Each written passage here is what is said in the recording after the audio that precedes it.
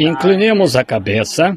Nosso Pai Celestial, nós te agradecemos por este corinho, somente crer. Ao ver que nosso Senhor, quando veio ao menino que tinha epilepsia, disse, eu posso se creres, pois tudo é possível aos que creem. Senhor, ajuda a nossa incredulidade esta noite. É a nossa oração. Somos tão gratos a Ti por Tua presença conosco e pelas pessoas que creem em Ti e Te amam. E por sabermos agora que não é que estaremos, mas que agora estamos elevados aos lugares celestiais em Cristo Jesus.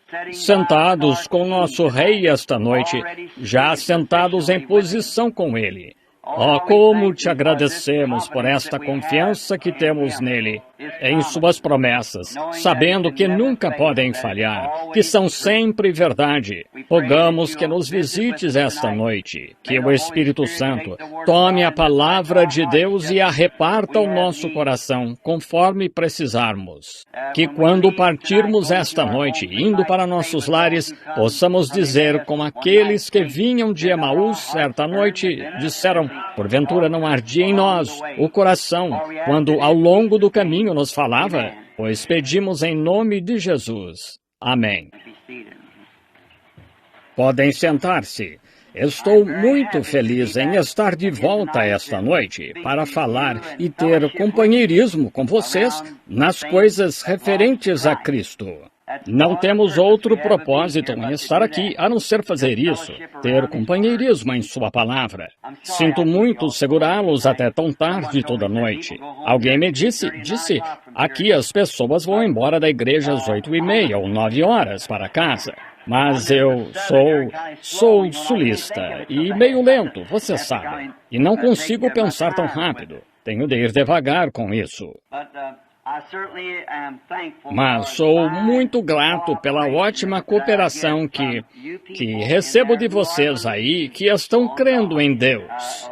Sua ótima cooperação também facilita tanto para o Espírito Santo se mover entre as pessoas. Eu gostaria de poder achar isso em todo lugar. Eu gostaria, onde se possa achar pessoas que creem.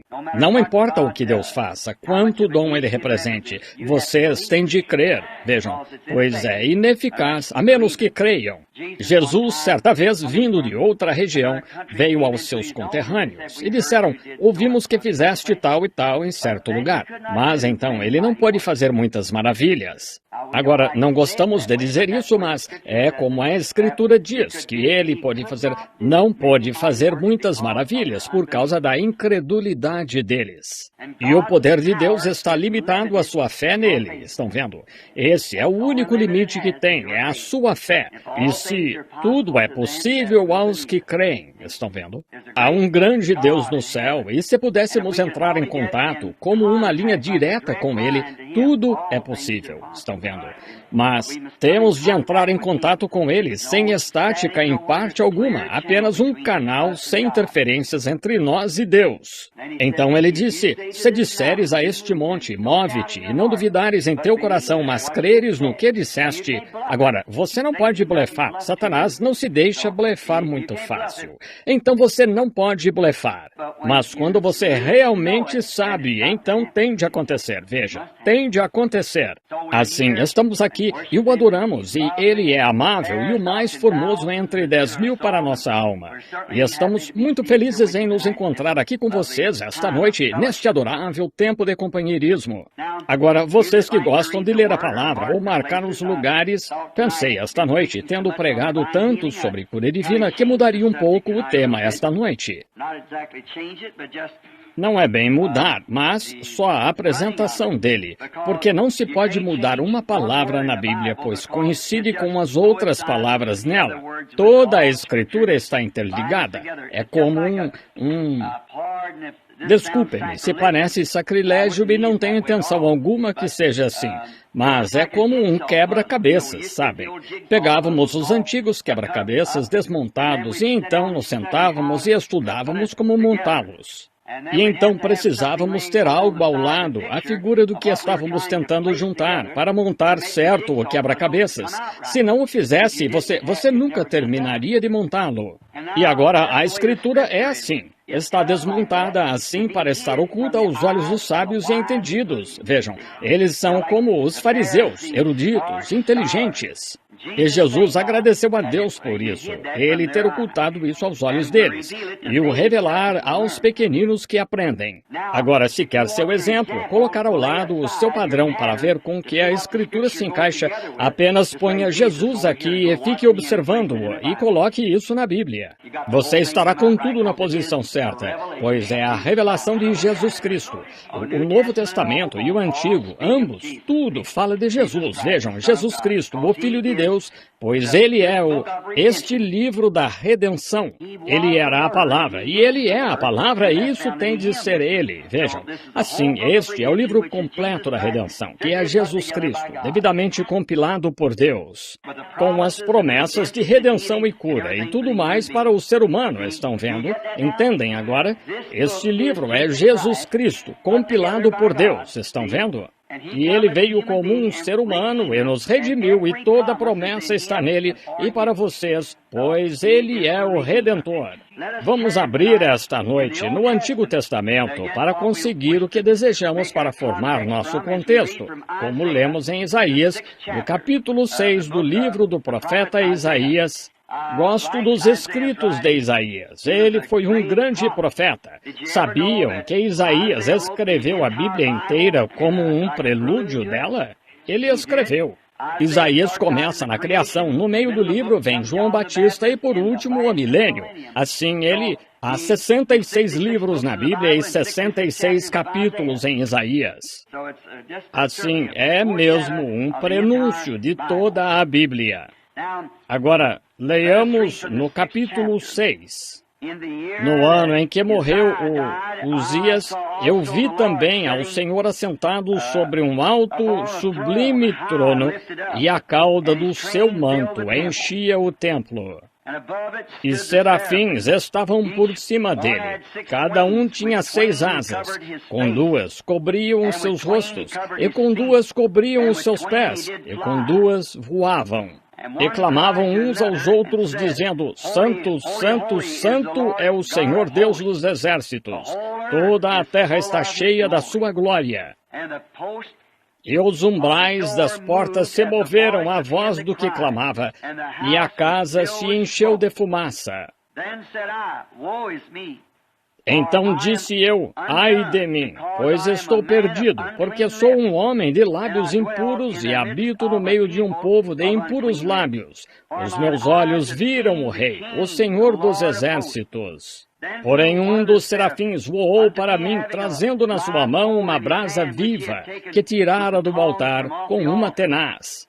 E com a brasa tocou a minha boca e disse: eis que isto tocou os teus lábios, e a tua iniquidade foi tirada, e expiados os teus pecados.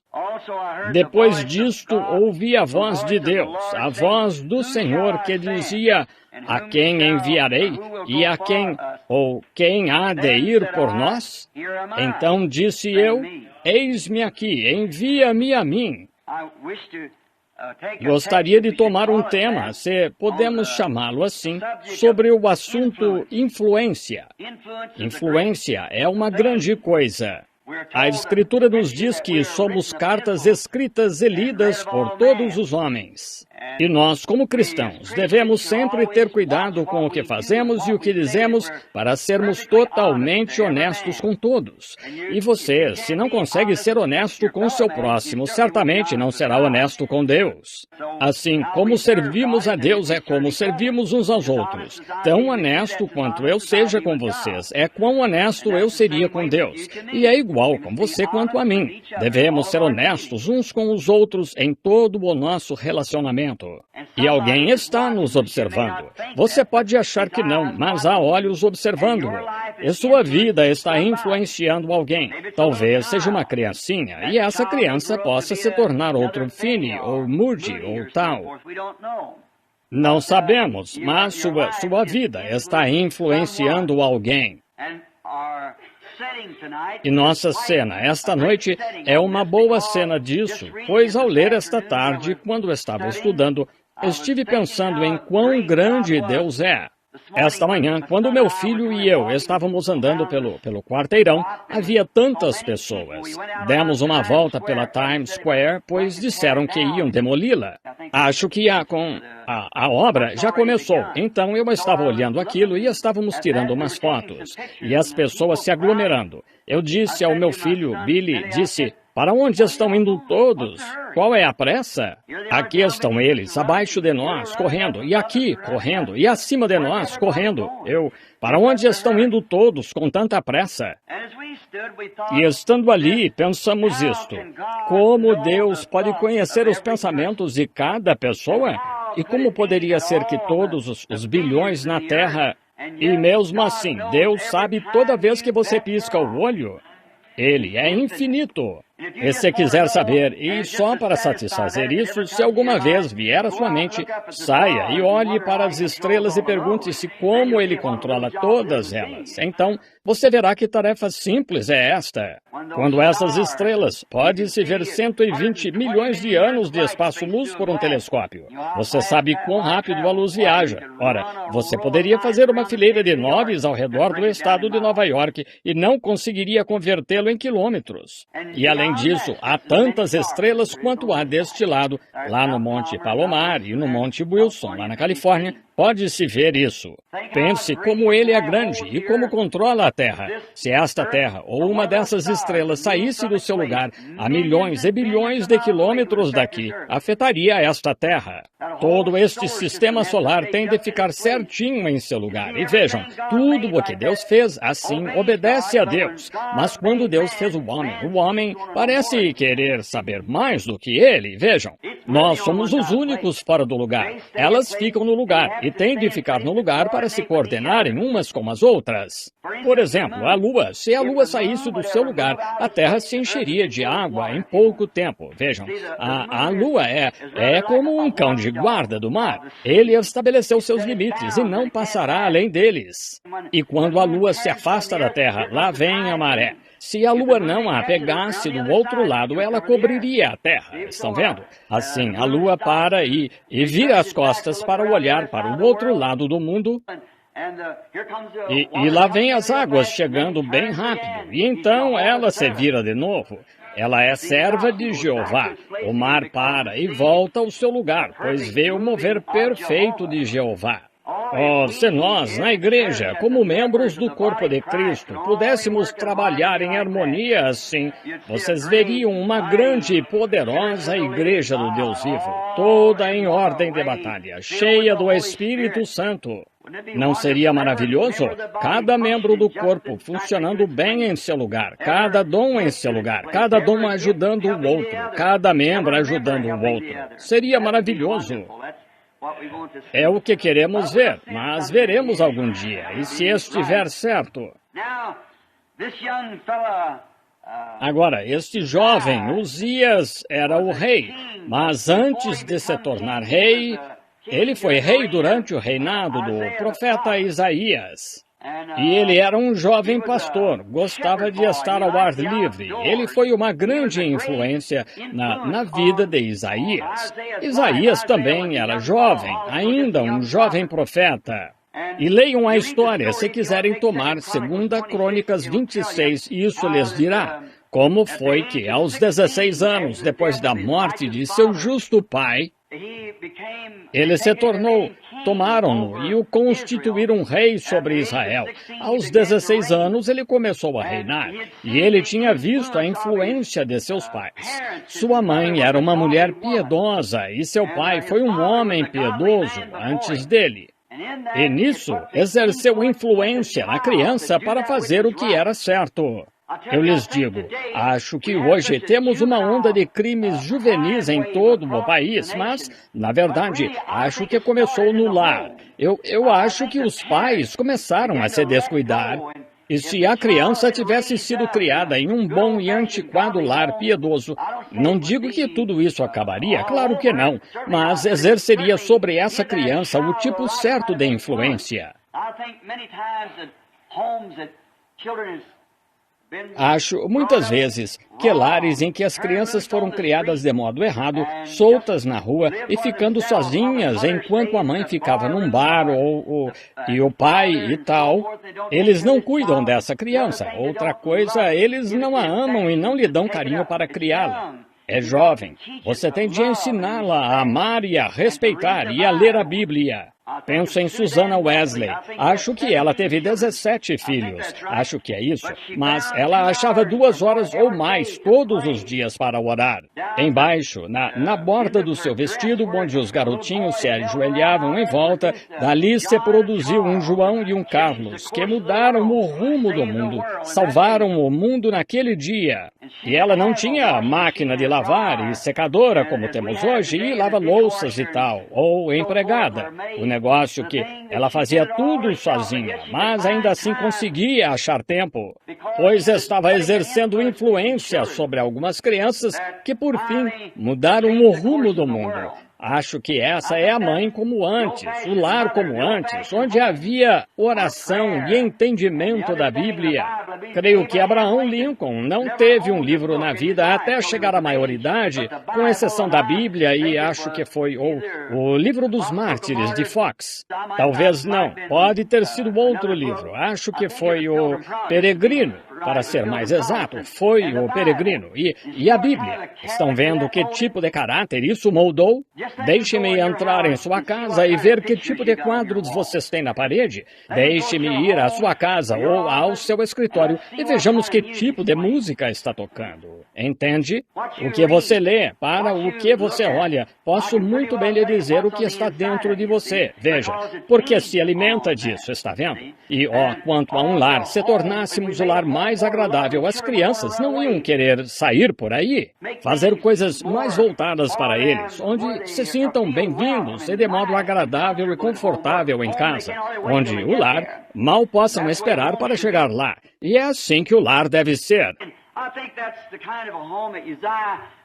E acho que esse é o tipo de lar em que Uzias deve ter sido criado por causa da influência de seus pais piedosos. E assim que se tornou rei, ele ignorou todas as opiniões populares e todas as diferenças políticas e se decidiu por uma coisa: serviria a Deus, independente de tudo. Precisamos de mais políticos assim. Ele estava determinado a servir a Deus, pois foi assim que foi criado, e seu pai exerceu a influência certa sobre ele para que ele pudesse servir a Deus e viver. E seu reino foi tão grande que, creio eu, foi próximo ao reino de Salomão. Creio que é mencionado como próximo ao reino de Salomão, como Deus o abençoou. E isso foi uma grande influência sobre este jovem profeta, Isaías, que estava no templo na ocasião, ou no país, e como ele era visto, e como Deus abençoou um homem que tomou a posição certa, fez o certo, teve o motivo certo e o objetivo certo, e agiu certo. Às vezes você pode achar que não compensa, mas com certeza compensa. Tem de compensar. Você não pode estar indo para leste e oeste ao mesmo tempo. Você não pode estar indo para a direita e para a esquerda ao mesmo tempo. Você pode pensar que está indo na outra direção, mas não está. Assim, se você fixar sua mente e seus olhos e motivos e objetivos da vida no que é certo, você tem de se dar bem. Você não pode falhar, está vendo? É o único jeito. Não importa o quanto sinta-se tentado a fazer o oposto. Vire a cabeça e faça o que é certo. E você sabe que está certo. Você se sente melhor e você está melhor. E é só isso.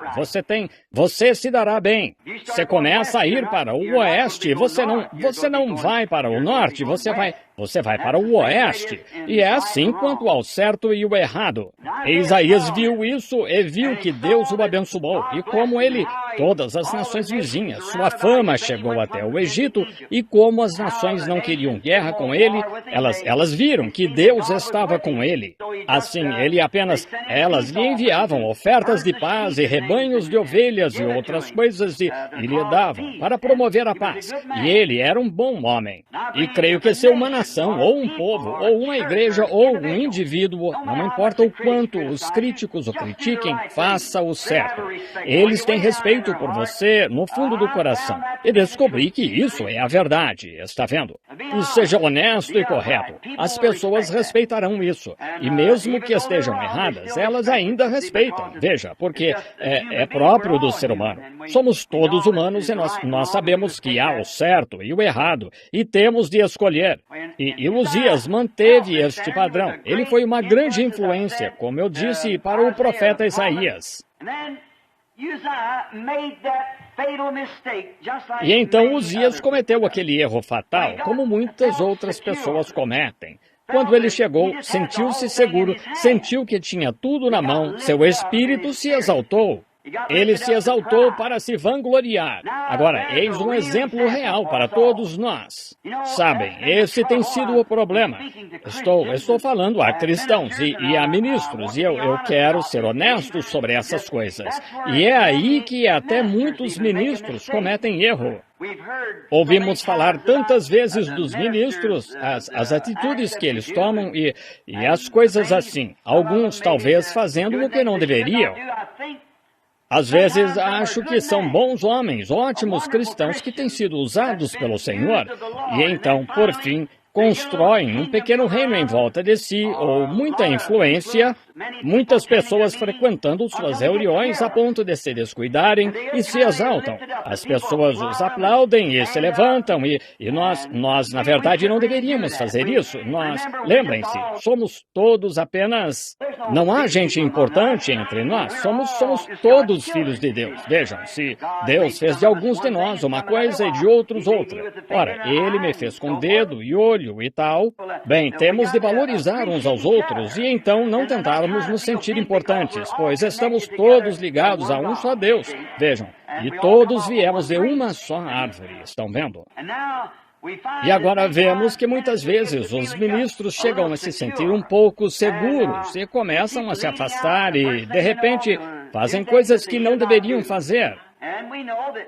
E sabemos que muitas vezes homens justos e bons chegam a ter tantos eventos sociais, só querem ir a grandes festas e, de repente, pedem um drink de vez em quando e ficam enredados como o mundo. E acho que esse é o problema das nossas igrejas hoje. Acho que esse é o problema do nosso movimento pentecostal. Agora, deixem-me expor isto primeiro claramente. Estão vendo? Vocês me ouvem dizer coisas sobre a igreja pentecostal. E eu sou pentecostal, estão vendo? Mas aqui, e se não houvesse povo pentecostal em Nova York esta noite para quem pregar esta mensagem? Estão vendo? Eu agradeço ao povo pentecostal. São meus irmãos e irmãs. Todavia, quando vejo algo errado com meu irmão, meu filho, ou seja minha esposa, ou seja quem for, certo é certo. Um pai correto corrige seus filhos. E acho que o problema da nossa igreja é que tentamos ficar muito parecidos com as outras, estão vendo? Tentamos agir como outra pessoa, vejam, e começamos a adotar seus hábitos, e de repente, antes era... Não me lembro do povo pentecostal em seu princípio, claro, foi há muitos anos, neste último movimento da Rua Azusa, mas estudei sua história. E eu li muitos livros e conversei com alguns dos anciãos. Estão para ter uma reunião agora com um em Shreveport, Louisiana. Ele estará lá. Foi um dos primeiros homens na Rua Azusa. E então, esse foi o começo do Pentecostes neste país. Uns 50 e poucos anos atrás, suponho. Preguei no Jubileu de Ouro do Templo McPherson, Templo Angelus, em Los Angeles, anos atrás. O jubileu de ouro do 50º ano do Pentecostes. Agora, vejam. Mas desde então, tantas coisinhas se infiltraram na igreja, pois a igreja tem de conviver diariamente com o mundo. Agora, e não pretendo falar de novo das nossas irmãs. Vejam, nossos irmãos. Muitas vezes, anos atrás, era errado, como eu disse a outra noite, que nossas irmãs cortassem o cabelo. Era uma norma pentecostal que elas não deveriam fazer isso e essas coisas. Mas o que é isso? Agora vamos para as diversas partes do país e vemos nossas irmãs pentecostais com esses cortes de cabelo armados, vocês sabem, esses grandes cortes de cabelo assim. E pode-se falar com elas sobre isso. E usam maquiagem, elas usam roupas como homens. E você diz, agora, irmão Branham, o irmão está implicando com as mulheres. Agora, espere aí, deixe-me implicar com os homens. O irmão que deixa a esposa fazer isso, ele não é bom governante da sua casa. Está vendo? Está vendo? Está vendo? Você não deveria fazer isso. Mas o que é isso? Temos convivido com o resto deles. Algum fracote chega de algum seminário ou escola e tem uma ideia diferente disso. Mas só há um exemplo perfeito, que é consultar a Bíblia. A Bíblia condena isso, veja, e não está certo. E então vemos outras coisas. Antes era errado as pessoas da santidade assistirem projeções ou filmes, vocês sabem. Agora elas vão o tempo todo, estão vendo? E então Satanás enganou vocês, colocou a televisão bem ali na sua casa e vejam, instalou-a ali. Mas todas essas coisas que se consideravam erradas. Bem, o que é isso? Veja, vem de forma tão gradual que de repente o pega. É como uma trepadeira crescendo em volta de você. Agora, se deixar essa trepadeira longe de você, veja, e ficar envolto em Jesus, envolto na palavra, e ficar com ela, veja, você crescerá reto. Aquilo é torto e o puxa para fora da estrada. Cristo o puxa para cima. Aquilo o puxa para o lado.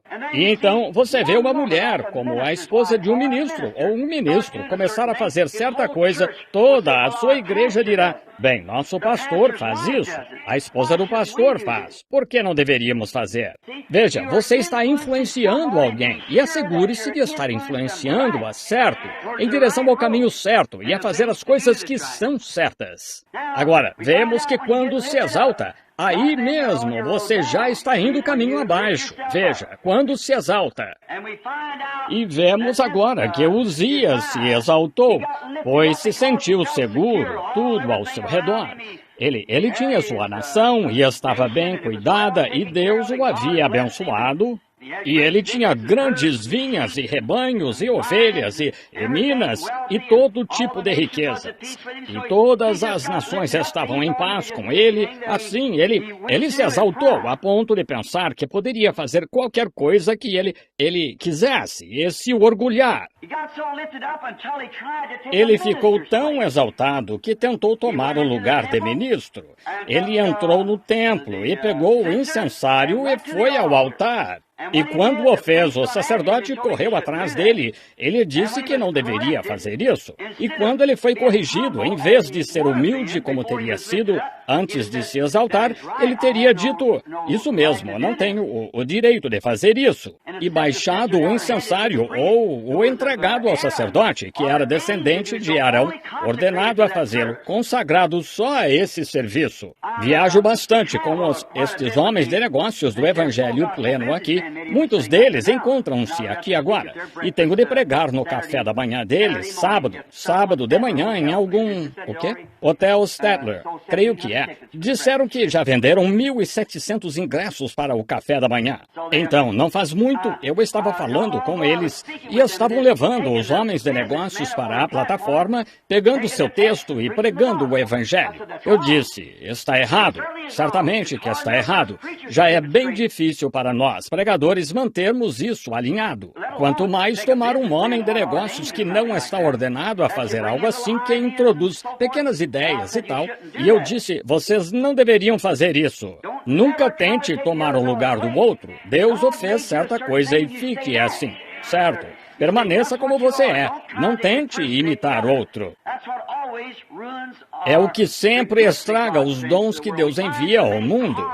Vemos tantas imitações carnais e achamos alguém que tenta copiar do outro, como disseram das senhoras ministras quando a senhora McPherson era viva e toda mulher ministra usava aquelas asas como ela, ou seja o que fosse, e seguravam sua Bíblia do mesmo jeito. E tudo o que ela fazia, elas faziam. Notamos que temos tantos Billy Grahams hoje, mas vejam, Deus nunca fez senão um Billy Graham. Só isso, ele... E você é tão importante quanto Billy Graham, Oral Roberts ou qualquer um desses homens famosos. Você é tão importante até sair do seu lugar e depois você não serve para nada. Você é um obstáculo para estes homens e é um obstáculo para si mesmo e para o reino de Deus. Fique na sua posição, entende? Fique com o que Deus o fez. Veja, e então você vai agir corretamente. Como Paulo, não é nada novo. Paulo ensinou o mesmo. Disse, se a mão disser ao olho, porque não sou do olho, ou o ouvido disser ao nariz, eu não serei mais ouvido, porque não sou nariz, ou algo assim. Você não pode fazer isso. Veja, tudo se encaixa e se move como uma grande unidade. E não devemos tentar imitar ninguém. Apenas seja o que você é. Veja, e foi assim que Deus o fez. Você não formou a si mesmo. E lembrem-se, por mais que nós, ministros, queiramos tomar o lugar de Billy Graham, não podemos fazê-lo. Nem Billy Graham pode tomar o nosso lugar. Vejam, nós, cada um tem algo a fazer. O homenzinho comum aqui, que talvez seja zelador, a pequena mulher, que talvez seja dona de casa, o maior ministro da face da terra hoje não poderia tomar o seu lugar. Deus teve um propósito em torná-lo o que você é, e você só serve a Deus conforme Ele o fez. Está vendo? E acho que se fizéssemos isso, as rodas girariam muito mais fácil. Sim, girariam, se fizéssemos isso, não nos exaltássemos.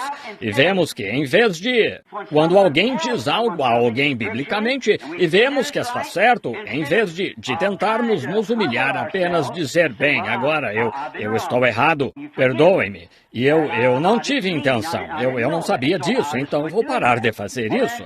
Bem, então, em vez de fazer isso, muitas vezes fazemos como Uzias. Ele se sentia grande demais para ser repreendido. Vejam, ele era o rei. E muitas vezes tenho visto ministros assim, que sentiam que eram importantes demais para lhe dizerem qual é a palavra, a verdade. Bem, os dias dos milagres já passaram. Posso lhe mostrar onde Deus ordenou milagres. Agora você não pode me dizer onde ele os removeu, está vendo? E ele ordenou dons. Você nunca viu onde ele os removeu. Veja, está na Escritura. Ide por todo o mundo, pregai o Evangelho a toda criatura. Quanto tempo? A todo o mundo, até que toda criatura o ouça, a tantos quantos ouçam. Estes sinais seguirão aos que crerem. Vejam, não podemos substituir por outra coisa. Apenas tome o que ele disse e ficará bem, e funcionará bem. Mas enquanto tentarmos adotar nossos próprios caminhos, foi aí que Israel cometeu seu erro mais irrefletido. Quando a graça lhes proveu uma coluna de fogo, anjo, um sacrifício, e os libertou, enviou-lhes um profeta, enviou-lhes uma coluna de fogo para segui-los, para guiar o profeta no caminho, e quando chegaram a Êxodo capítulo 19, quando trocaram a graça pela lei, fizeram a coisa mais irrefletida que já fizeram. Estão vendo? Mas eles queriam algo que eles mesmos pudessem fazer. É assim que somos. Temos de ter o nosso diploma de doutor. Se não tem, você não pode entrar na igreja. Só isso. Assim, e devemos estudar isso e descobrir se é de Deus. Agora, vemos que Uzias se exaltou e ia fazer mesmo assim. Ele pegou o incensário e foi lá. Não fazia diferença o que os sacerdotes diziam. Ele ia entrar mesmo assim. E era contrário à Escritura. Era antibíblico que eu fizesse. É antibíblico que você ou eu imitemos qualquer outra pessoa. Certo? Portanto, seja o que você é e faça o bem feito e cumpra seu propósito para que outros possam vê-lo. Se você é dona de casa, seja uma de verdade. Veja, se é um marido, seja um genuíno. Veja, e se é diácono, seja um genuíno. Ou um pregador, seja o que for. Mas não tente tomar o lugar de outra pessoa. E então, quando a palavra o repreende por isso, não... Se você se sente repreendido, então arrependa-se. Só isso, é acertar. É a única coisa a fazer. Mas Uzias não queria poderia fazer isso, depois que Deus o abençoou como fez, e todavia, ele não sentiu vontade de fazer isso. Ele pensou em continuar, fazê-lo mesmo assim, pois sentia que estava seguro. Mas enquanto ele estava isso o fez ficar com raiva desses homens também, que estavam lhe dizendo a palavra do Senhor. E quando o fez, ele se apressou mesmo assim, e vemos que a lepra tomou o seu rosto e ficou leproso até morrer. Nunca mais pôde ir à casa do Senhor. Morreu leproso. Depois de ter visto a mão de Deus e como Deus tinha sido tão bom para ele e feito as coisas que ele fez, todavia esse homem morreu isolado, leproso. Agora, nós podemos fazer isso. Vimos muitas coisas, mas não pensem que estamos tão seguros que Deus não possa nos julgar. Vejam. Estão vendo? Lembre-se, não tente imitar outra pessoa. Seja o que você é. Se Deus o fez pentecostal, seja um de verdade. Veja, se Deus não se envergonhe disso. Eu não me envergonho de ser um ser humano. Não me envergonho de ser americano. Eu não me envergonho de ser ministro. Não me envergonho do evangelho que prego, pois sei que muitos acham que perdi o juízo. Até minha boa e velha mãe justa, que morreu há alguns anos, quando no princípio recebi o Espírito Santo. Não havia ninguém em nossa região que soubesse algo sobre ele. E eu era apenas um jovem pregador batista local, de uns 20 anos. Mas, quando recebi o Espírito Santo, minha mãe disse, esse rapaz perdeu o juízo. Estão vendo? Mas independente do que minha mãe pensasse, eu tinha encontrado aquela pérola de grande valor. Pode ter parecido assim para ela, mas para mim era real. Vejam, era algo genuíno que eu havia encontrado em Deus. Porque sempre criei, quando menino, que esta era a palavra de Deus e que nunca poderia mudar. Jesus disse, os céus e a terra passarão, mas as minhas palavras nunca mudarão. Nunca hão de passar. Não se pode substituí-la por nada. É exatamente como está escrita e é assim que cremos. Não acrescente nada, nem tire nada dela. Vocês sabem, lá no livro de Apocalipse, ele disse, qualquer que acrescentar uma palavra ou tirar algo deste livro, o quê? A maldição estaria sobre ele. Assim, deixe-a exatamente como está e creia nela assim e Deus honrará isso.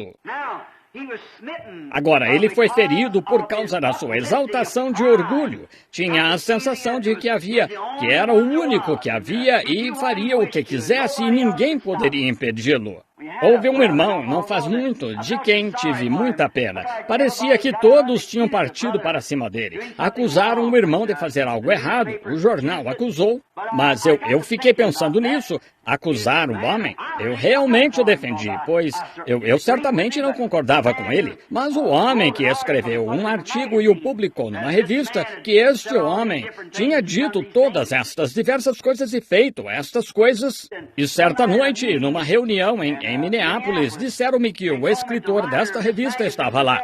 E o artigo tinha acabado de sair numa revista cristã, assim era uma coletânea cristã. Assim, eles me mostraram um homem e disseram, aquele sentado lá é ele. E ele citou neste artigo que este ministro escreveu algo, um livro que aquele homem não escreveu. Eu sei, uma senhora escreveu esse livro, e eu a conhecia, Mordida de Diabos. Assim, eu disse, bem, agora uma coisa eu diria. Agora, posso discordar do ministro, mas acho que seu editor desta coluna...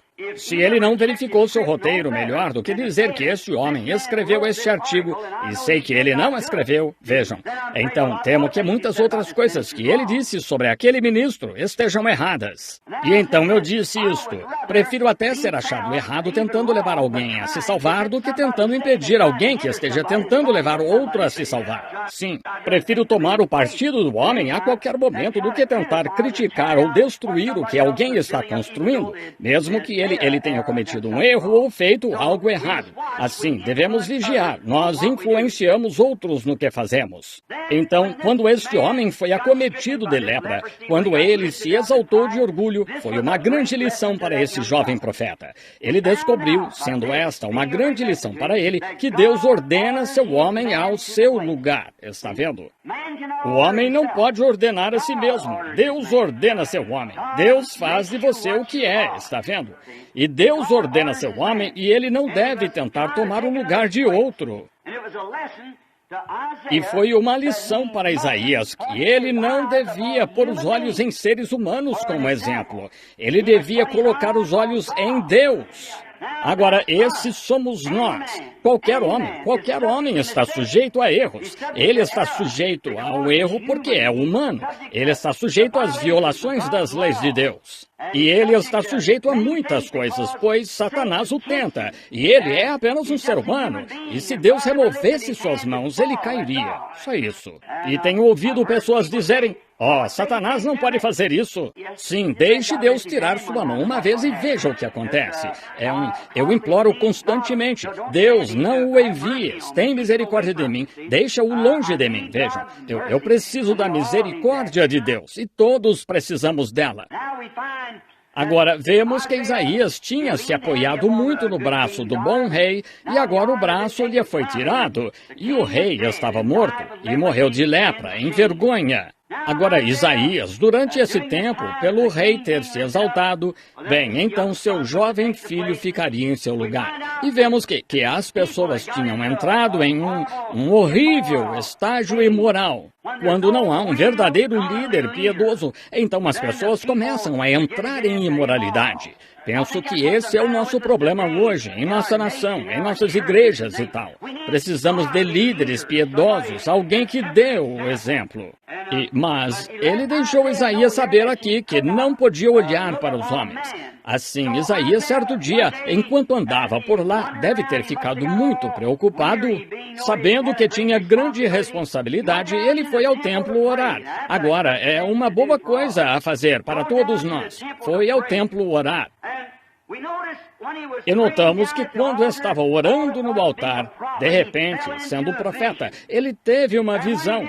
E ao tê-la, ele olhou para cima e viu Deus, o Rei, sentado bem alto, exaltado em seu trono. E a cauda do seu manto enchia o lugar. Vejam, então ele viu um exemplo verdadeiro. Ele viu alguém em quem podia confiar, que nunca poderia ser acometido de lepra, um que nunca poderia falhar. Em outras palavras, ele estava dizendo a Isaías: veja, você pôs sua esperança em algum homem e ele falhou. Você olhou para este homem como exemplo e ele falhou. Agora olhe aqui para mim. Eu sou o Deus infalível. E eu penso que é o que devemos fazer hoje como seus servos. Devemos olhar para ele. Jesus é o nosso exemplo. E devemos olhar para ele, autor e consumador da nossa fé. Agora vemos nesta visão que ele viu Deus exaltado num trono. Então notou outra coisa. Notem, em volta dele e no templo onde ele estavam estes serafins celestiais. Se verificar essa palavra, acho que só é usada uma ou duas vezes na Bíblia. E não são querubins, mas são próximos aos querubins. Algo como um ser angelical. E ainda assim, não é um anjo, e é um anjo, mas é uma pessoa especial. O que eles são? Eles são os que queimam o sacrifício na Bíblia. E onde o sacrifício, claro, introduz ou conduz ou abre caminho para o pecador à santidade. E estes serafins, queimando o sacrifício que era requerido, eles foram esse era o dever deles. E aqui estavam eles voando pelo templo enquanto Isaías estava na visão, e o templo inteiro ficou cheio de fumaça, e clamavam um ao outro: Santo, Santo, Santo é o Senhor Deus Todo-Poderoso. Santo, Santo, Santo. Em outras palavras, eis aí algo que não pode cair. Aí está o teu exemplo. Eis aí o Rei para quem olhar. Santo, Santo, Santo é o Senhor Deus Todo-Poderoso. E vemos agora que estas eram criaturas de 6 asas. E agora vamos estudar porque tinham 6 asas. Vemos que tinham 2 sobre seus rostos, 2 sobre seus pés e voavam com 2 asas. Agora, notem primeiro que essas criaturas estavam ministrando na presença de Deus. E esse era o dever deles. Clamavam: Santo, Santo, Santo é o Senhor Deus Todo-Poderoso. E clamavam dia e noite em sua presença, enquanto o sacrifício estava ali. Santo, Santo, Santo é o Senhor Deus Todo-Poderoso. E quero que notem algo aqui e pensem. Esses serafins tinham 2 asas sobre seus rostos. Por que as colocariam sobre seus rostos? Porque estavam na presença de Deus. E imaginem só, se santos anjos têm de cobrir seus rostos em sua presença, e nós? Tem as asas sobre seus rostos, representando reverência. Mas hoje vemos que não há reverência. Dificilmente se pode achar reverência. Eles não têm respeito por Deus. Eles se levantam e cantam "Deus abençoe os Estados Unidos" com o pé no balcão do bar. E é terrível como fazem. Fui pedir um sanduíche hoje num lugar e a mocinha, não falando mal dela, mas achei que estava morrendo. Parecia estar com gangrena sob os olhos. Estava tudo azulado em volta. E ela veio correndo só com uma roupinha e disse: "O que vai comer?" Eu disse: "Poderia me trazer um sanduíche e um copo de leitelho?" E ela disse: "Bourbon, sobre algum tipo." Eu disse: "Não, senhorita, entendeu-me mal. Eu disse leitelho." E ela disse: "Não quer beber algo?" Eu disse: "Quero leitelho." E ela disse: "Bem, vocês não querem... À noite servimos tal e tal?" Eu disse: "Sou ministro." Ela disse: Bem, nossos sacerdotes católicos vêm aqui e bebem." Eu disse: Eu não sou sacerdote católico, senhorita. Eu quero um copo de leitelho." Parece que chocou a mulher. Ela não sabia o que era, estão vendo? E o mundo chegou a tal ponto... Agora, se um sacerdote entra e bebe, a congregação tem direito de beber. Aí está o seu exemplo, veja. Oh, que coisa! A corrupção em que estamos vivendo. Precisamos de uma faxina, desde o púlpito até o... Sim, senhor, precisamos sim. Que corrupção do mundo! Este sem reverência, sem respeito... As pessoas hoje, elas não respeitam a Deus. Elas não têm reverência. Elas tomam seu nome em vão e contam piadas sujas e até ministros fazem isso.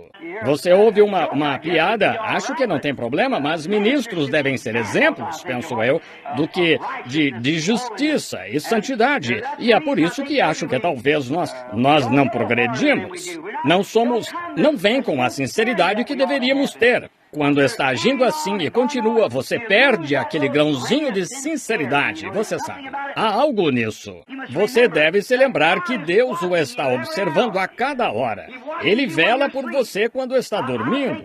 Agora, acho que o motivo das pessoas fazerem isso é que elas não estão conscientes da sua presença, veja. Mas ainda assim, Ele está ali, quer você pense que está ou não. Ele vê cada olhada que você dá e cada movimento que você faz. Ele conhece tudo, mas devemos estar cientes disso.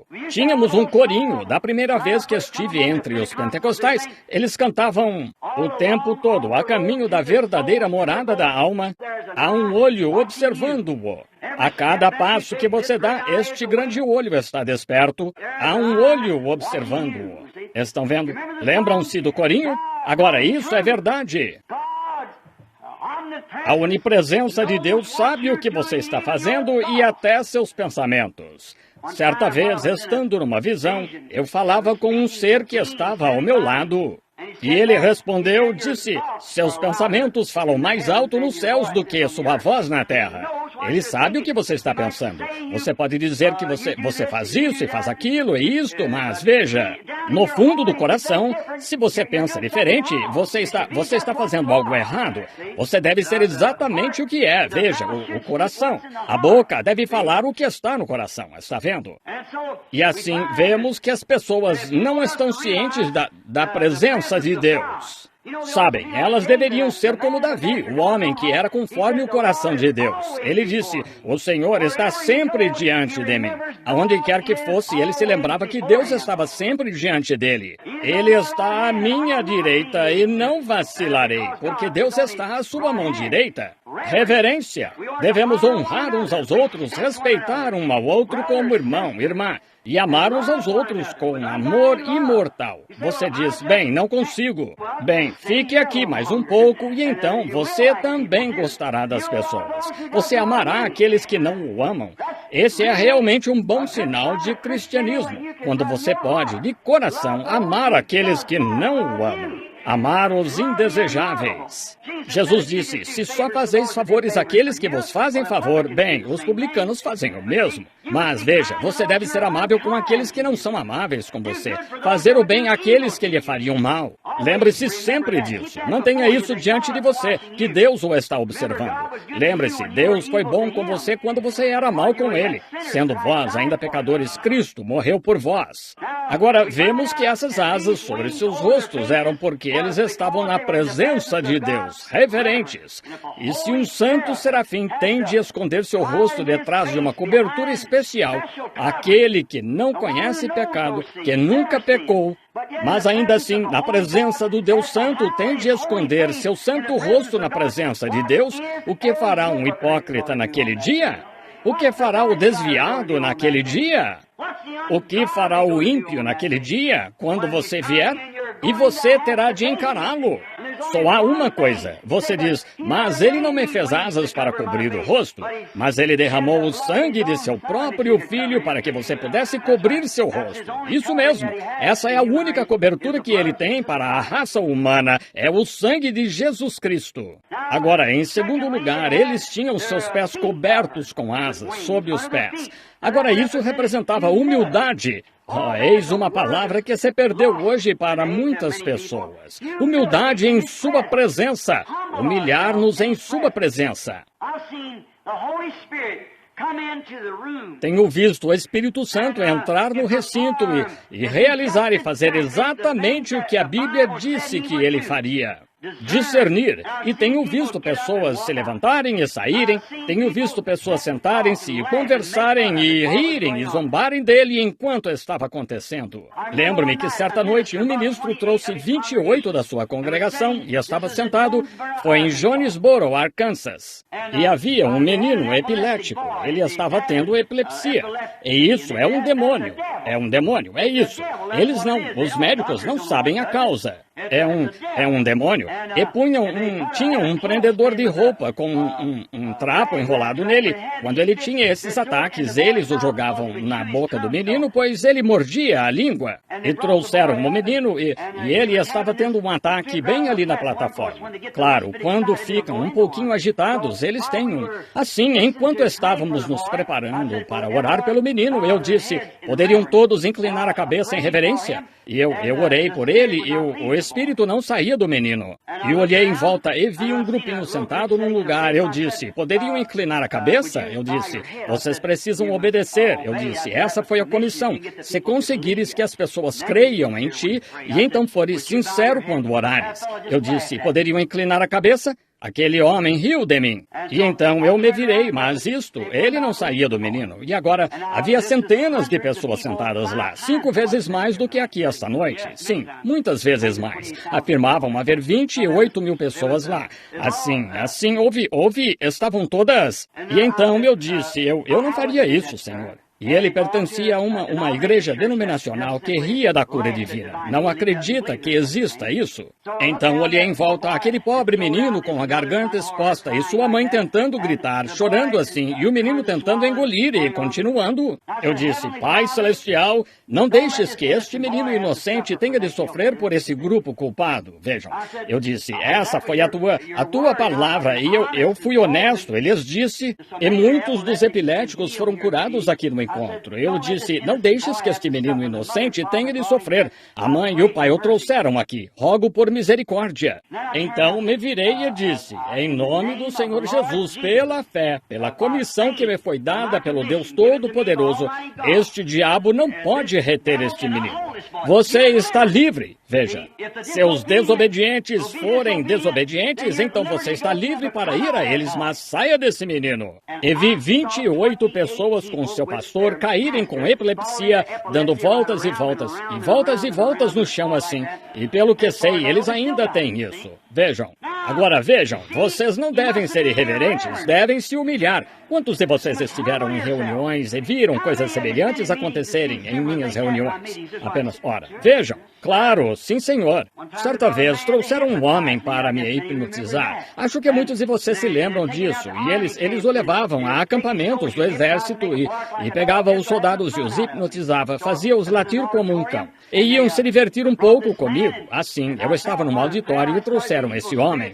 E senti, quando a fila de oração começou, que havia um espírito maligno em algum lugar. Sempre se pode discernir isso, e essa dúvida. Eles acham que não. Foi assim, pode-se sentir isso. É diferente. Assim, eu podia notar onde estava, mas não podia ver exatamente onde o homem estava. Depois de um tempo, encontrei e vi o que era. Notei aquela escuridão pairando sobre ele. E eu não queria dizer isso, mas me virei para ele e disse, filho do diabo. Vejam, porque o diabo pôs em sua mente fazer isso?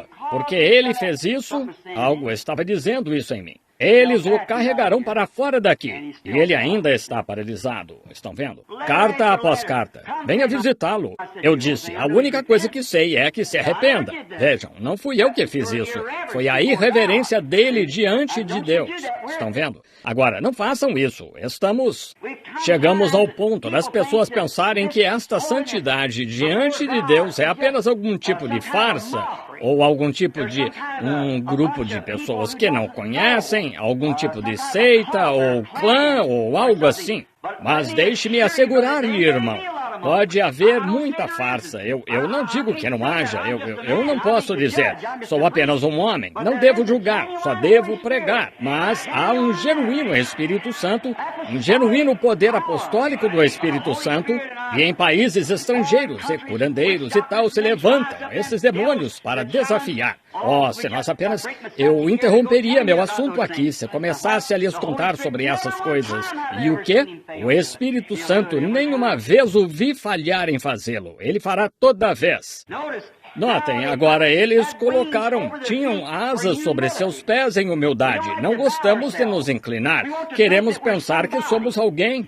Lembro-me aqui, não faz muito, eu estava num pequeno museu e tinham a análise de um homem de 68 quilos, o quanto seu corpo valia em substâncias químicas. Creio que eram 84 centavos. Um homem de 68 quilos, as substâncias químicas de seu corpo.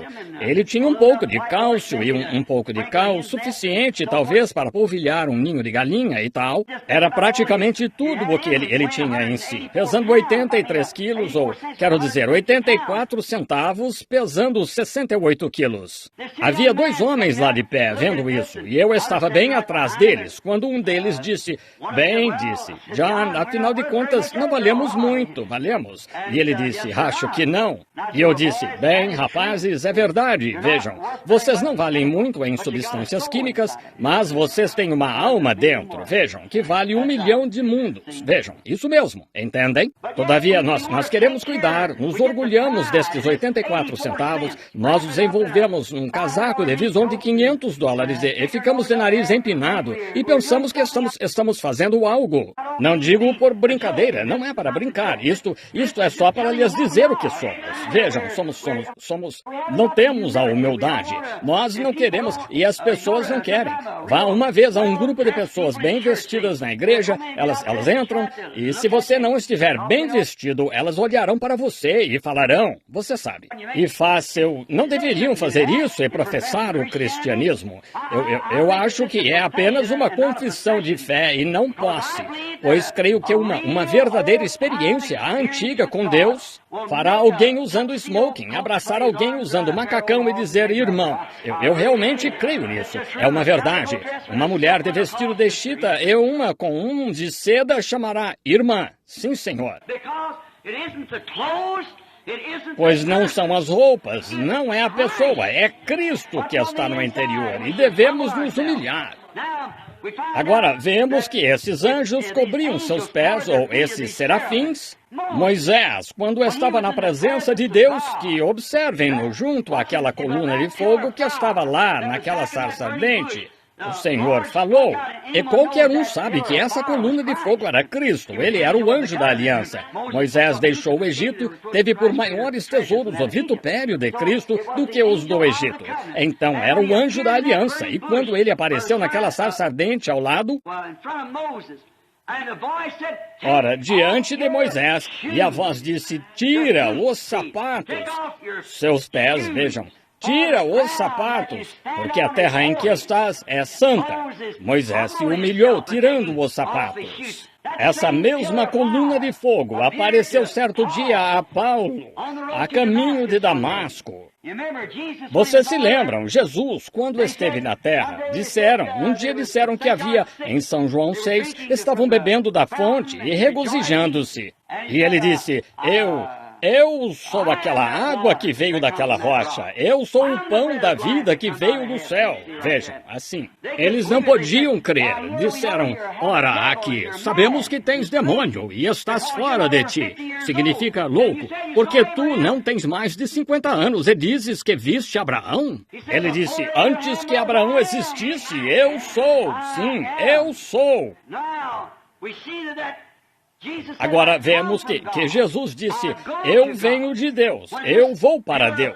Quando esta coluna de fogo se fez carne, Deus vindo da paternidade, filiação. E quando ele entrou neste atributo, os três atributos, Pai, Filho e Espírito Santo, quando Deus se manifestou em carne, ele disse, eu venho de Deus e vou para Deus. E ele ascendeu.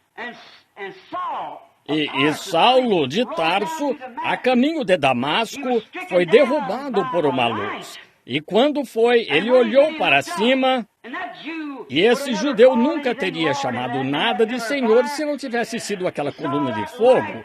Ele viu aquela luz lá e disse, Senhor, quem és? Ele disse, Saulo, duro é para ti recalcitrar contra os aguilhões. E ele disse, quem és, Senhor?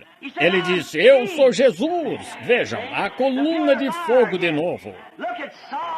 Olhem para Saulo, humilhou-se no pó, vejam, na presença de Deus. Humildade. Derrubado, talvez deitado de costas, olhando para cima. E aquela coluna de fogo movendo-se por ali, ele viu e soube. Como mestre sobre Gamaliel, o grande mestre daquele dia, ele sabia que Deus tinha guiado o seu povo na forma de uma coluna de fogo. E aquele fogo, coluna de fogo, se fez carne e habitou entre eles e foi crucificado pelos pecados deles. E venho de Deus e volto para Deus. E aqui estava ele, ainda em nome do Senhor Jesus. E então vemos nisso que mais tarde, pouco antes disso, João Batista, o maior de todos os profetas falaram da vinda dele. João disse, este é ele o apresentou ao mundo. E João, de pé lá na água, quando estava batizando, e ele estava dizendo, chegará o momento em que o sacrifício diário será tirado do templo e haverá um homem que será um sacrifício. E João tinha certeza que veria o Messias. Vejam, quando João foi chamado, seu pai era sacerdote, mas geralmente o menino seguia naqueles dias e ainda segue no Oriente a ocupação de seu pai. E normalmente ele teria sido sacerdote, mas João nunca foi à escola, porque João nasceu desde o ventre de sua mãe, cheio do Espírito Santo. Quando Isabel concebeu e o bebê estava morto em seu ventre, quando Maria foi visitada pelo anjo Gabriel e ele lhe disse que sua prima, Isabel, que já havia passado da idade de dar à luz, também conceberia. E Maria correu para encontrá-la. E ela havia se ocultado e estava preocupada, pois o bebê não se mexia havia 6 meses e isso é anormal. E assim que viu Maria chegando, ela correu e foi ao encontro dela e a abraçou.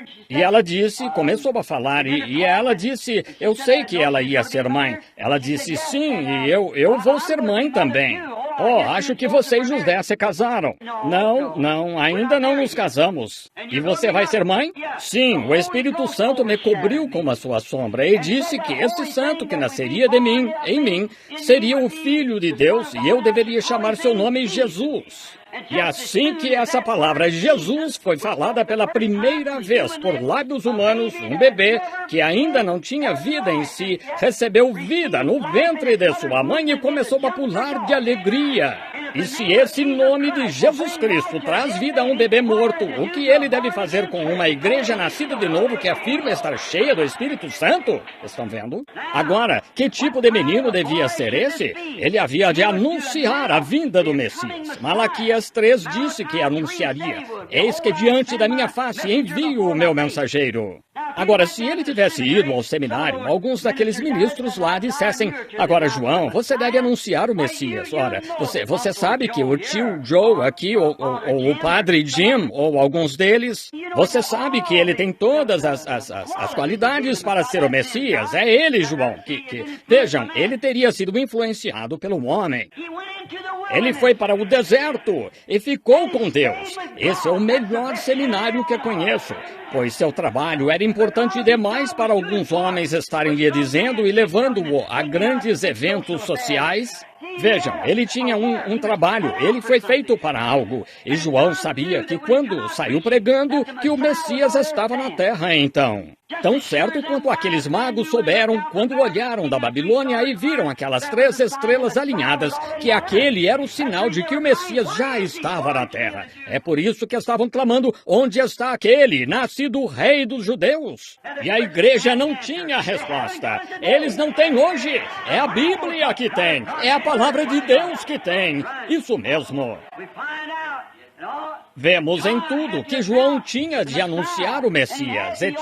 Ele só conheceria esse Messias por um sinal. Foi assim que ele conheceu o Messias. É só assim que Deus se dá a conhecer, por um sinal bíblico. E ele observou, ele se levantou lá, disseram: és tu o Messias? Ele disse: não, nem sou digno de tocar em suas alparcas. Ele disse: mas ele há um no meio de vós. Oh, que coisa! Não pensem que estou empolgado. Eu sei onde estou. Não, mas sinto-me bem quando começo a pensar nisso. Vejam, há um no meio de vós.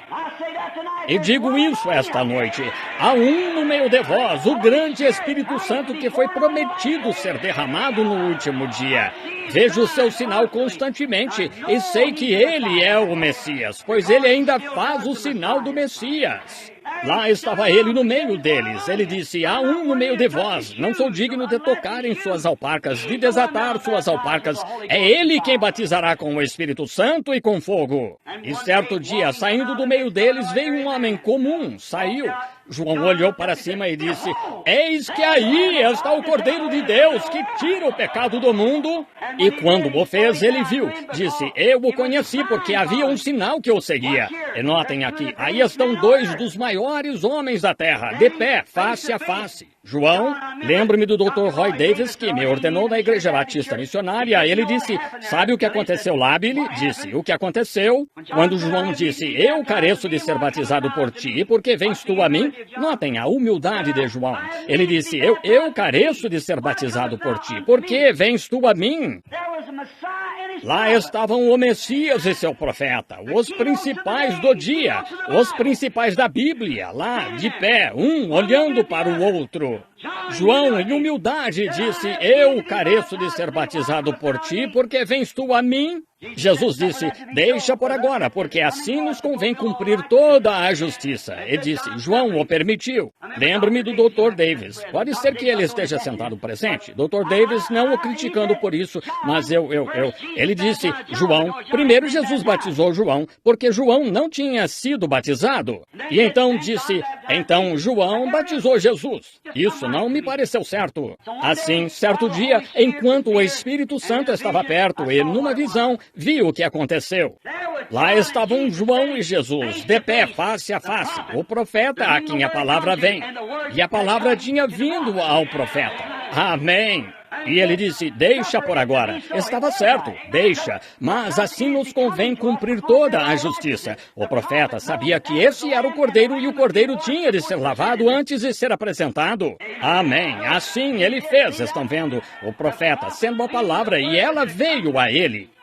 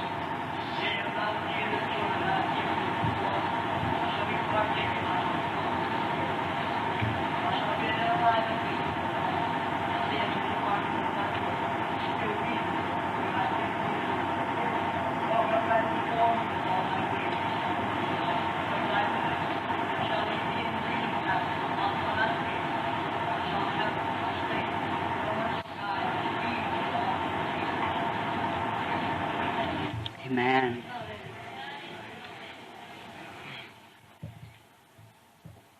John, the O prophet, profeta, João, a palavra vem ao seu profeta, vejam, e a palavra veio direto ao profeta. Convém, diz, convém, o que significa, nos convém que cumpramos toda a justiça. Oh, como eu poderia deixar o texto agora por um pouco, como nos convém cumprir toda a justiça. A hora chegou, algo, temos de cumprir toda a justiça. Sabemos o que fazer, vejam, devemos fazer, isso mesmo, crer de todo o coração. Notem, então vemos que João se humilhou na presença de Deus. A questão é, pessoal, meu irmão, irmã e amigos, é estar ciente da sua pequenez, entende? Não estar ciente de quão grande você é, estar ciente de quão pequeno você é. Você é pequeno. Todos somos assim. Deus pode ficar sem nós, mas nós não podemos ficar sem Ele. Estão vendo? Estão vendo? Nós não podemos ficar sem Ele, mas Ele pode ficar sem nós. Deus só está tentando achar uma pessoa que Ele possa tomar em suas mãos. Ele sempre tentou fazer isso. Notem, em toda a Bíblia, quando Ele achou em Isaías, quando achou em Jeremias. Então, certo dia, Ele achou Sansão, mas Sansão deu sua força a Deus, mas deu seu coração a Dalila. Vejam, você tem de dar tudo de si a Deus. Sua reverência, seu respeito, tudo o que você é. Não seja nada, apenas veja quão pequeno você é. E é isso o que Deus quer que façamos. E isso é verdadeira humildade. É assim que estes serafins estão em sua presença. Vejam, com seus rostos em reverência, cobertos, seus pés em humildade. Agora, em terceiro lugar, eles podiam voar. Eles tinham duas asas que os colocavam em ação. Deus está mostrando ao seu profeta aqui que tipo de servo ele preparou. Reverente, humilde e em ação. Esse é um verdadeiro servo de Deus. Esses que olham para ele. Ele estava olhando para Ezequias, que se exaltou e caiu por orgulho, mas o servo, seus servos diante dele, são reverentes, humildes e em ação. Seus servos é assim que devem se vestir, vestir-se com reverência, humildade e constantemente tratando dos negócios do Pai. Sim, Senhor, reverentes, humildes, em ação.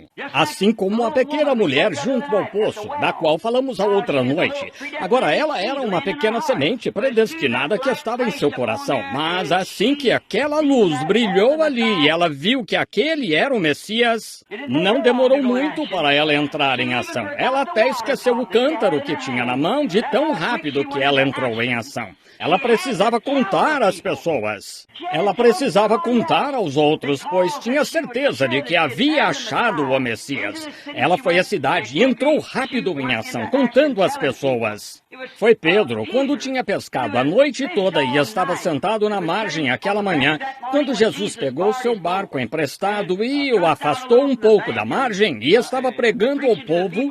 E então ele disse a Simão, faze-te ao mar alto e lançai as vossas redes para pescar. Lançai. Bem, Simão disse, sou pescador, eu sei quando a lua e os sinais estão certos, sei quando os peixes estão passando, eu nasci aqui neste lago, pesquei a noite inteira e não peguei nenhum peixinho, não peguei nada. Disse, não há peixe lá, mas sobre a tua palavra. Aí está, lançarei a rede. Oh, vocês podem... Não podemos entender essas coisas, vocês... E Deus está além de se entender. Você tem de crer nele. Veja, Deus não é conhecido pelo conhecimento nem pela instrução. Ele é conhecido pela fé e somente pela fé. Sobre a tua palavra. Sei que não há peixe lá, mas tua palavra. Se tu disseste, lançai, há peixe lá. Tu irás, a fé irá colocá-los lá. Só isso. Vou lançar a rede. Se as pessoas sentadas aqui que estão enfermas e precisam da ajuda de Deus, se você diz, já passei por toda a fila de oração, eu fiz de tudo, mas sobre a tua palavra lançarei a rede. Venho agora mesmo e vou recebê-lo. Creio que estou em sua presença, e estou. E reconheça isso com humildade, sinceridade e reverência. Lance a rede, apodere-se disso. Deus disse isso, e isso faz com que seja assim. E vemos que é assim que ele, sendo pescador e sabendo o que era pegar um bom carregamento de peixe, e ele era pobre, mas entrou rápido em ação quando Jesus disse, de agora em diante serás pescador de homens.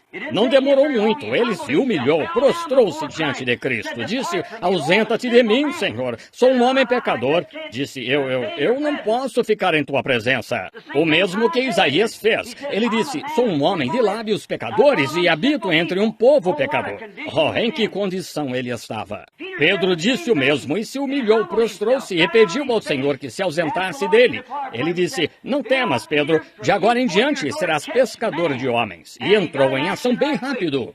Certa vez houve um cego que Jesus curou. Não demorou muito para ele entrar em ação. Ele entrou em ação espalhando sua fama por toda parte. Alguém chegou e disse, ora, quem o curou? O sacerdote disse. Ele contou-lhe quem o curou. Primeiro perguntaram ao pai e à mãe. E a mãe disse, bem, agora eles estavam com medo, pois se alguém confessasse Jesus, ora, eles o expulsariam da sinagoga. E deixaram para o pobre filho responder. Disseram, tem idade, perguntai-o a ele mesmo.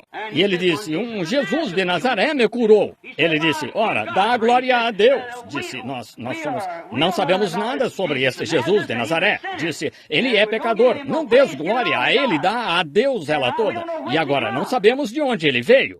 Bem, este cego lhes fez uma ótima pergunta, e ele disse, é muito estranho que vocês, sendo os líderes espirituais hoje, e este homem me abriu os olhos cegos, e eu nasci cego, e contudo, vocês não sabem de onde ele veio. Vejam, agora, isso é estranho. Eu poderia dizer o mesmo? O próprio Deus que prometeu vir sobre sua igreja neste último dia, e eles não têm a resposta. Aquele que recebe tem a resposta. Disse, se é pecador, não posso dizer, mas uma coisa sei, havendo eu sido cego, agora posso ver. Uma vez fui pecador, estou salvo pela graça de Deus. Sei que algo aconteceu comigo.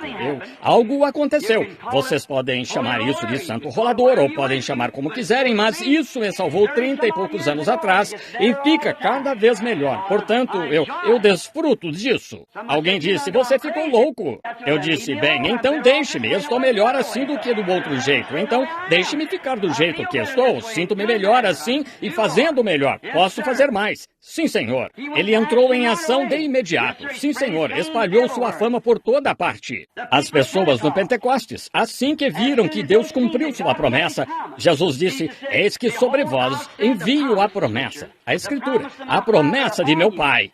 Ficai, porém, isto é, esperai. Esperai na cidade de Jerusalém até que do alto sejais revestidos de poder. Não a primeira fila de oração ou a primeira vez que passem, mas fiquem aí até que aconteça. Vejam, até, não um dia, 2 dias ou 10 anos, até que aconteça. Fiquem até.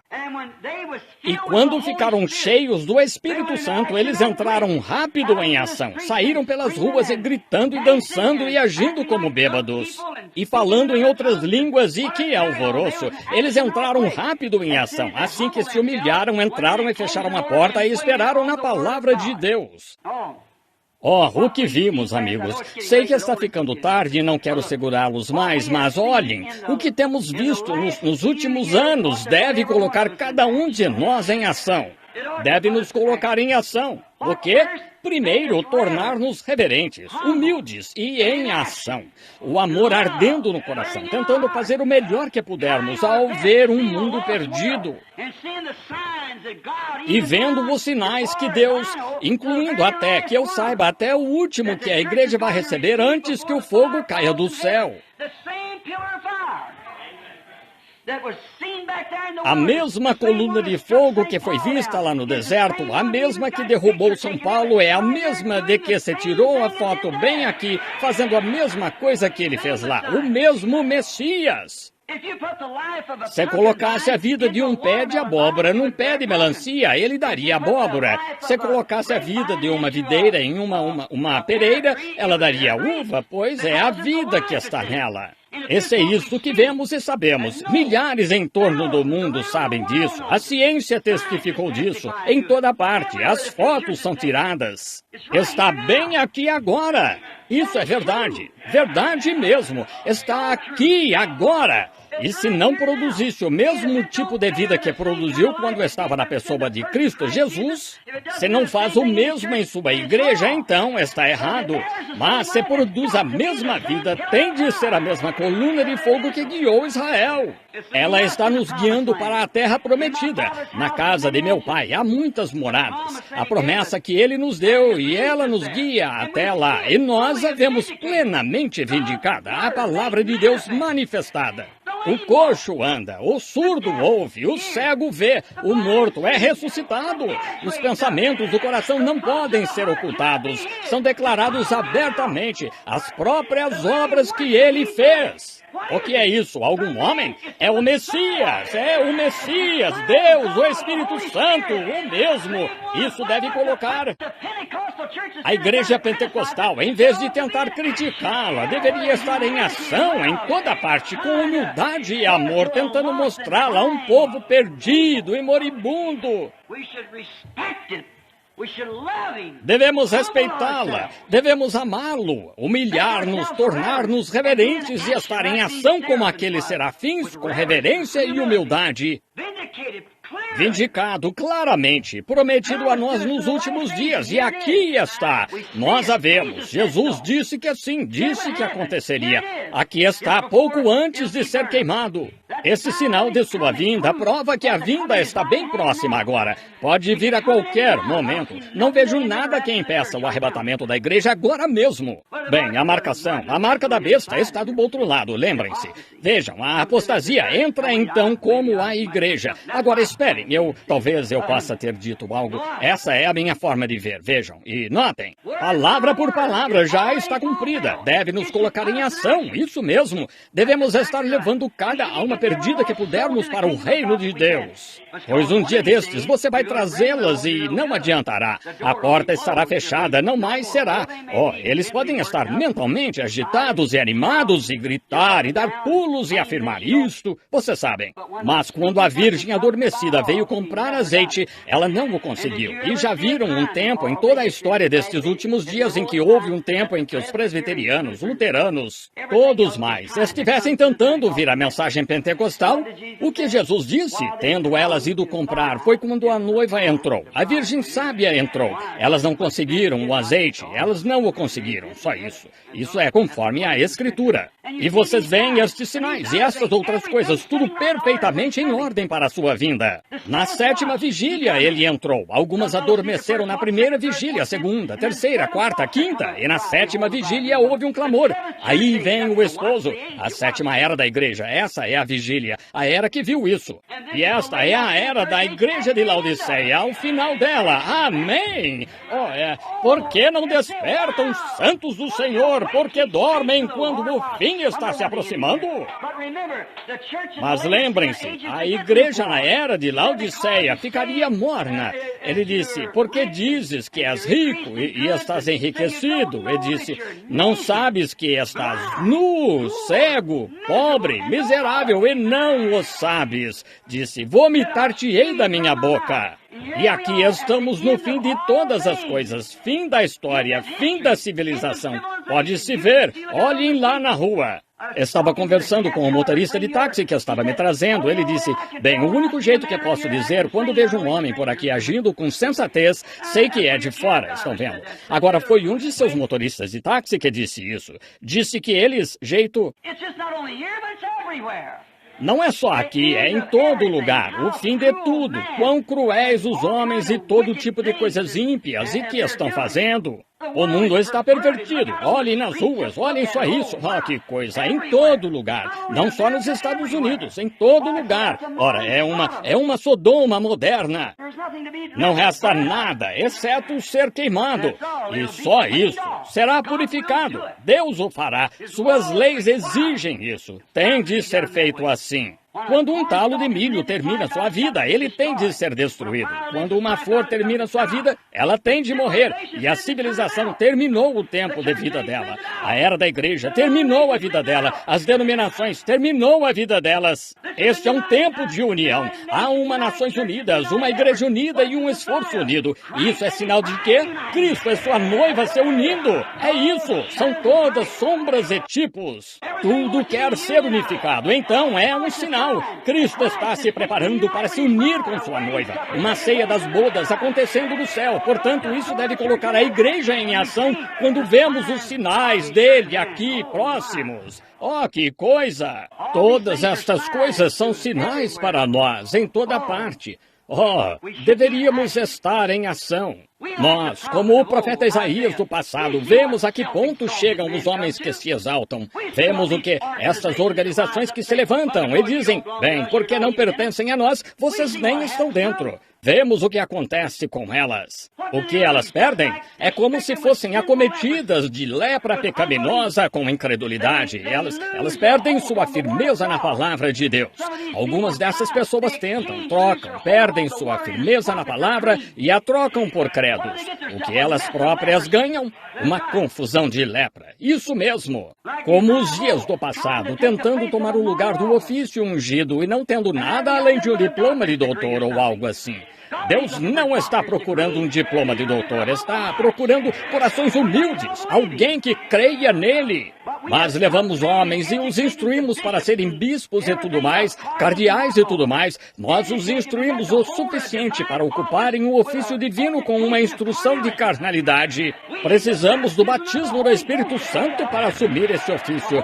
O Espírito Santo é o nosso tutor. É ele que se dá a conhecer entre nós o sinal da hora, os últimos dias. Mas nós, como Ezequias exaltados, eles acham que podem ocupar seus lugares. Vejam o que os efeitos da visão fizeram com o profeta. Agora, ele era profeta, era um vaso ao qual vinha a palavra do Senhor. Ele foi escolhido, nasceu profeta. Finalmente deu a vida, cerrado em pedaços com uma serra. Mas vemos que este grande profeta, quando teve esta visão do céu e viu a ordem, como Deus estava preparando os seus homens, ora, isso fez o profeta confessar que era pecador. E queremos ser tão grandes e usar algum tipo de colarinho virado, algum tipo de roupa, vocês sabem, que nos faça parecer tão santos e reverentes. Não há santidade em nós. Não podemos ser santos. A santidade é de Deus, entendem? Claro, não é uma igreja santa, não é um monte santo, é um Deus santo. Isso mesmo, não pessoas santas. Um Deus santo é Deus no povo. Pedro se referiu ao monte da transfiguração como o monte santo. Significava que o Deus santo estava no monte. Olhem para ele agora, vejam. Mas foi um Deus santo lá, a presença de Deus que o tornou santo. É a presença de Deus em nosso meio agora que traz santidade. Não a minha santidade, não a sua, mas a santidade dele. É a presença dele que traz a santidade. Devemos nos humilhar, cobrir-nos de reverência, humildade e dizer, Senhor Jesus, recebe-me no teu reino. A santidade dele, não a nossa. Espírito Santo. O profeta confessou, o fez dizer, sou um homem de lábios impuros. Um profeta. Deus, precisamos de outra visão como essa. Quando ele viu lá em cima, viu este poder purificador de Deus. Agora, notem como Deus fez. Ele enviou um dos serafins e pegou a tenaz, tirou uma brasa ardente do altar e a colocou em suas mãos, veio, inclinou a cabeça de Isaías para trás e tocou os seus lábios, disse, a tua iniquidade se foi. Então, Isaías aprendeu outra lição. Acho que vou incluir isto. Pode não ser muito apropriado, mas creio que é, notaram? Deus purifica seus profetas pelo fogo, não por teologia ou um livro de algum tipo, entendem? Ele purifica seu povo pelo fogo, Espírito Santo e fogo, não por declaração de credos ou livros ou algo que você tenha de aprender, um monte de orações e tal. Ele os purifica pelo fogo do altar. É assim que ele o coloca em ordem. Sim, sim, Senhor. Foi assim que ele purificou seus profetas no princípio, quando 120 estavam no cenáculo. O Espírito Santo caiu e línguas de fogo pousaram neles. Eles estavam purificados e prontos para o serviço. É assim que Deus purifica, não por aprender, conseguir um bacharelado em artes ou um DD, PhD, mas recebendo o fogo santo do céu, que tira a mentira de seus lábios e tira a carnalidade de você. Queima isso, essa escória do mundo, e coloca a sua presença aí e vive através dessa pessoa. É com fogo santo que Deus limpa a sua igreja. Isaías aprendeu isso. Devemos aprender que Deus não purifica pelo conhecimento, Ele purifica pelo fogo. Vê-se como ele é, um profeta posto em ordem. Agora, ele purificou seus lábios, tirou sua iniquidade. Então, depois disso, ele confessou, se humilhou, disse, sou um homem de lábios impuros, quando viu a presença de Deus. Estão me acompanhando?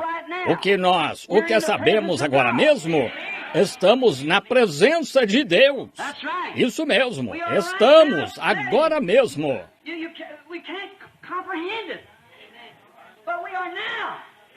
Vocês não podemos compreender, mas estamos agora na presença de Deus, vendo Deus. Vocês creem que Ele está aqui? Claro, Ele está aqui. Eu sou seu irmão, mas ele disse, ele também fareis as obras que eu faço. Foi o que ele disse?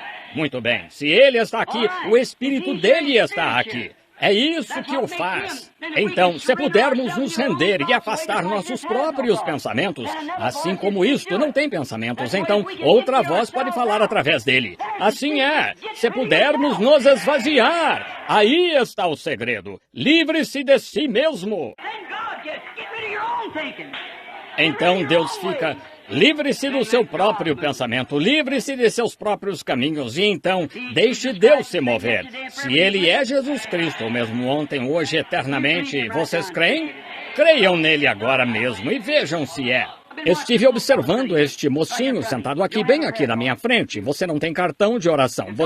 Se Deus me disser para que ele está sentado aí, vai crer? É um problema espiritual. Você está todo agitado e não sabe o que fazer. Se for isso, levante a mão. Muito bem, está tudo acabado. Receba a palavra, o que eu disse, e está tudo terminado. Vocês creem? Essa senhora de cor sentada bem ali atrás, olhando para ele, tem problema cardíaco. A senhora crê que Deus a curará? Claro, a senhora crê. Muito bem, a senhora pode receber a sua cura. Vocês creem que ele é o mesmo ontem e... Esse homem branco com a mão levantada, o senhor crê que sou profeta de Deus, servo dele? Eu não o conheço. O senhor é desconhecido para mim. O senhor tem cartão de oração ou algo assim? O senhor é apenas um homem sentado aqui. Muito bem, senhor. O senhor tem um tumor na garganta. É isso mesmo. Está certo? O senhor crê que sou profeta dele? Crê em mim de todo o coração? Tem outra coisa. O senhor tem uma grande preocupação no coração. É por uma garotinha, sua neta. Ela tem uma mão defeituosa. Isso mesmo, é verdade? Há uma boa conexão. Espere aí. O senhor não é daqui. É de Connecticut. E seu nome é Wilson. Seu primeiro nome é Art. Art Wilson. Isso mesmo, é verdade? O senhor crê? Certo. Há uma senhora sentada bem aqui atrás, uma senhora de cor, parece estar usando algo parecido com um casaco amarelo. Sim, verde e amarelado. Ela está orando. Tem cartão de oração? A senhora não tem cartão de oração? Não tem. Crê que sou servo dele? Sou de fato desconhecido. Somos duas raças de pessoas, mas a senhora está orando. É a senhora. Sim, a senhora crê que Deus pode me contar seu problema? A senhora tem um tumor? Isso mesmo. Também tem algo no coração. A senhora está orando. É uma amiga. Tem problema nos rins. Se for isso, isso? Levante a mão. Muito bem, agora a senhora pode receber seu pedido. I challenge your faith. What is it? Eu desafio a fé de vocês. Que é isto? Quando o profeta viu que estava na presença de Deus, ele se humilhou. Vejam, primeiro ele se humilhou, então o fogo o purificou. E depois que o fogo o purificou, então foi um Isaías purificado. Quando ele ouviu a voz de Deus, disse: quem irá por mim? Ele entrou em ação. Eis-me aqui, envia-me a mim. Oh, que coisa! Quando a brasa de fogo tocou o profeta, tornando-o tão puro quanto poderia ser. Quando a voz de Deus disse: quem irá por nós? Então ele respondeu: mestre, eis-me aqui, envia-me a mim. Amém! Esse foi o chamado do Isaías purificado depois que o Espírito Santo o purificou. Ele não precisou de experiência de seminário, ele não precisou de experiência de algum livro. Ele tinha sido purificado pelo fogo de Deus e chamado à ação. Que foi isso? Quando viu Deus em ação, ele entrou em ação. We see God in action. Nós vemos Deus em ação. É hora da igreja entrar em ação e ser exemplos do que Deus é. Vocês creem? Quantos querem confessar todos os seus erros e tudo mais agora e dizer: Deus, purifica-me? Cura o jovem. Quando a brasa de fogo tocou o profeta, fiquemos de pé. Vou parar por aqui, está ficando tarde. Creiam de todo o coração agora. I want you to bow your heads. Remember, Quero que inclinem a cabeça. Lembrem-se, depois que ele viu Deus, lá está de novo. Amém. Agora tudo pode acontecer. Qualquer coisa pode acontecer. when the coal of fire had touched the prophet, making him as pure could be. Oh, when the voice of God said, who will follow? Then he answered, where I send me. Speak, my Lord. Raise your Levantem as mãos agora. Oh, speak, my Lord. Speak, and I'll be quick to answer thee. Speak, my Lord. Speak, my Lord. Speak, and I will answer. Lord, send me. Oh, millions now in sin and shame are dying. Look on your streets. Oh, listen to their sad and bitter cry. Oh, hasten, brother, hasten to their rescue. Quickly answer, Master, here am I. Speak, my Lord. Digam de coração agora.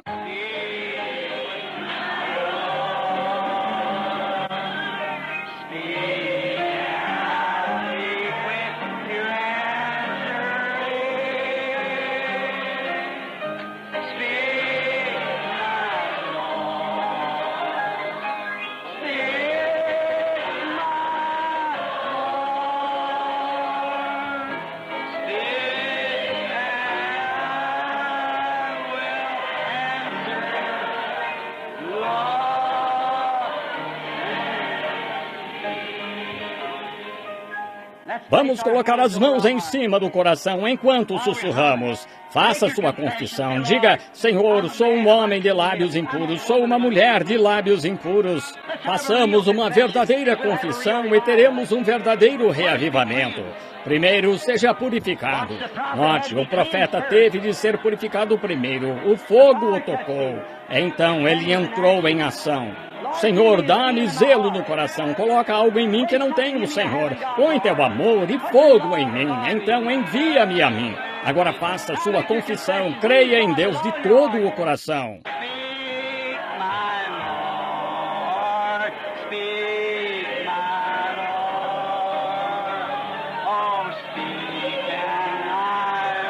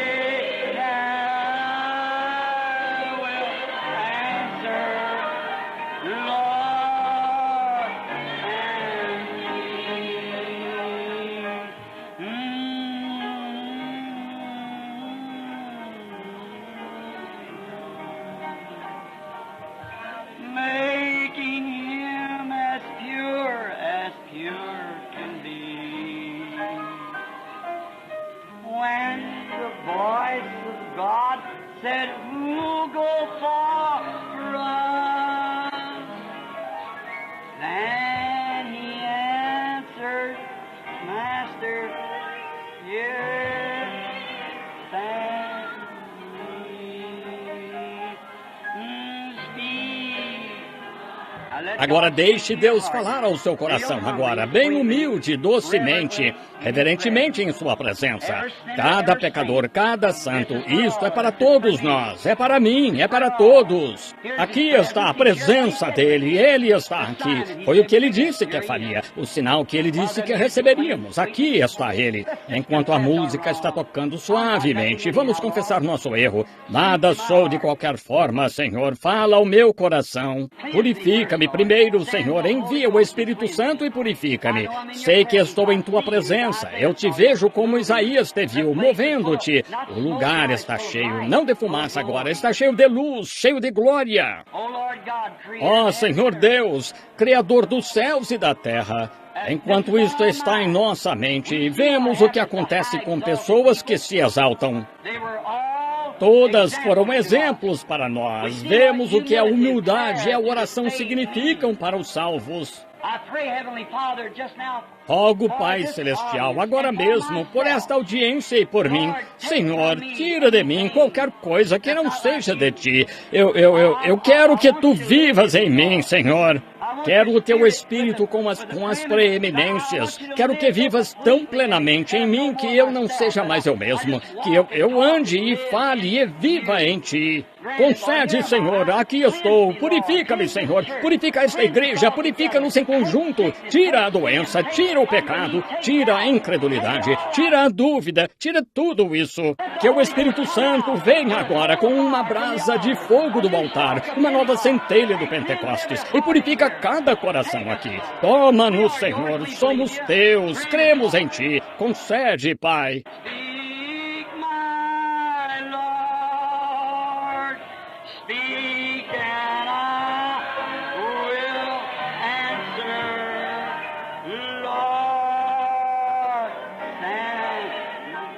Todos os que querem e que irão e que consagraram a vida a Cristo de novo agora mesmo e queiram se consagrar na presença dEle.